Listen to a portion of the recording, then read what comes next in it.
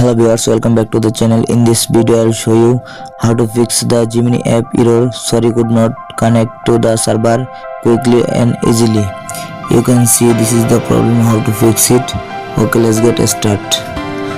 First open your phone settings and scroll down.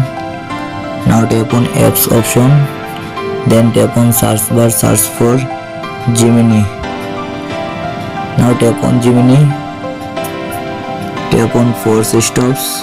Okay, scroll down, then tap on storage, tap on clear cache and tap on clear data, delete.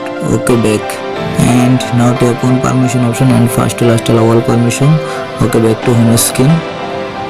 Now check your internet or Wi-Fi connection. My internet already connected. Okay, back to home screen, and now restart your phone and reopen it again your phone. Okay, back to home screen and go to Google Play Store or App Store. Tap on search bar, search for Gemini. Now tap on Gemini AI. Now check updated with Gemini AI app. My Gemini AI app already updated to the latest version.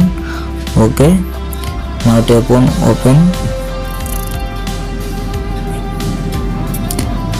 and tap on 3-line option and see your problem has been solved successful. Please subscribe my YouTube channel.